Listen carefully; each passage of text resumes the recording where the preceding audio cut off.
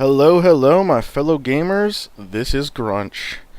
And this time, I have a spicy one for you. I have a standard deck tech. This is Bant Control, modification of the deck Melissa DeTora recently top-8'd the Pro Tour.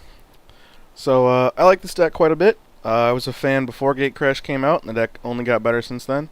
The big innovation from the Pro Tour was Kessig Wolfrun, replacing Nephalia Drownyard as your win condition land of choice. And this, you could have done this pre-Gatecrash, but the addition of Sacred Foundry to the format, and to a lesser degree Stomping Ground, although I don't think you need a Stomping Ground to make it work.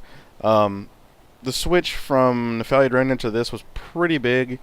It means that all the extra mana you build up later in the game is useful against the control decks. It makes it so that you can just race people later on in the game.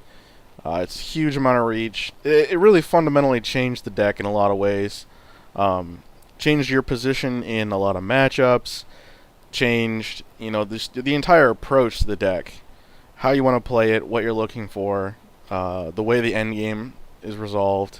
Completely different deck now, honestly. But you may have noticed this particular version is is a little bit different. So let's talk about those changes. First, I have Loxodon Smiter instead of Centaur Healer. I think Loxodon Smiter is actually just a strict upgrade of a card. Healer has a lot of issues in the way it interacts with other creatures in the format. It trades with Searing Spear, trades with Flinthoof Boar, trades with Dragmangler. It gets beaten up on by Centaur Healer, Centaur Healer gets beaten up on by Boros Reckoner. And perhaps the most miserable interaction of all, if you are playing against somebody who even might have Restoration Angel and they have 4 untapped mana, you don't ever want to attack with your Centaur Healer. Loxodon Smiter, all those situations, strictly better card. And the 3 life sounds like it would be better. Like if you play against just a strict pure red aggro deck, the 3 life sounds better. But the problem is, they can just Searing Spear the Centaur Healer and then continue to attack happily. Whereas they have to do a lot more work to get through the Smiter. So oftentimes what happens is, let's say you're on the play and your opponent plays a turn 2 Flinthoof Boar, or an Ash Zealot, or something like that. And then you play a turn 3 Centaur Healer, they just Searing Spear and keep attacking. Not the case against Smiter. The other way that I have a significant difference in this deck is I have Elvish Visionary instead of Augur Bolas. I like Elvish Visionary quite a bit more. Augur Bolas tends to miss, especially in Bant Control, because you do not have nearly as many instants and sorceries as some of the other decks. Augur's fine in Blue, White, Red, where you have like 21, 22, sometimes 23 ways for it to hit. And in Esper Control, where you have like 25, it's obviously a better card there. But Bant Control, you're pushing like 19, 20. This particular exact list has 18, so it doesn't work. Elvish Visionary also helps you make land drops, which is an important thing. Augur does not help you solve mana-based problems when you have them in your hand. There are a lot of hands, in particular, that are keepable with a Visionary that are not keepable with an Augur.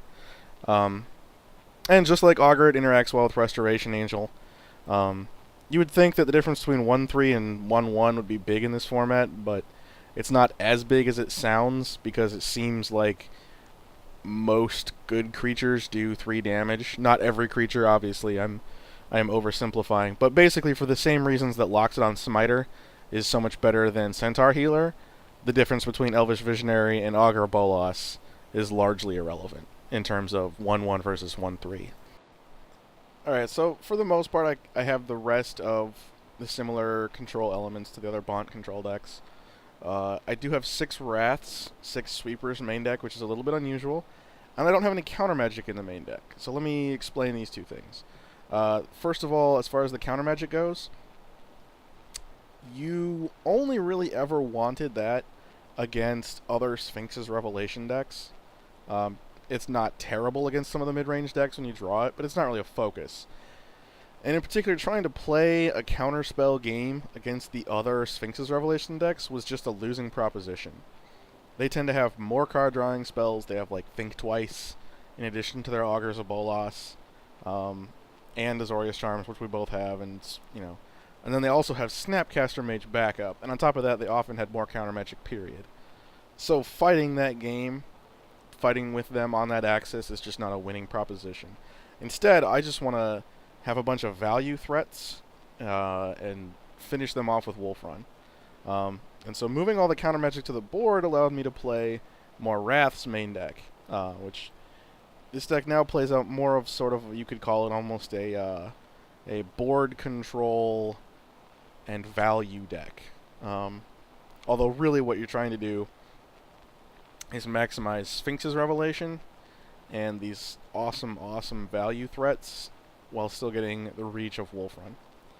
So moving on to the sideboard cards, you'll notice another copy of Terminus and another copy of Angel of Serenity. Basically, we want these against different things. Angel of Serenity is for whenever we want to go over the top of another mid-range deck, or whenever we want 3 Raised Deads against a control deck. And Terminus is for whenever we need to deal with creatures that are resistant to normal sweepers, or are just problematic in general. I have a third Wolf Run in the sideboard. This is actually probably the best single card in the entire sideboard. There are a lot of matchups that will go well past turn 8, 9, 10. And in those matchups, when you eventually have a Wolf Run and a whole pile of men on the board, any creature you draw, even an Elvish Visionary, is suddenly a monstrous threat. Have 4 negates in the sideboard. Basically, whenever you don't want Supreme Verdict, you want negate. That's almost always the case. I have 3 Blind Obedience. This is an important card, I think, because of the sheer volume of haste effects going on in the format. You have to be able to slow that haste down.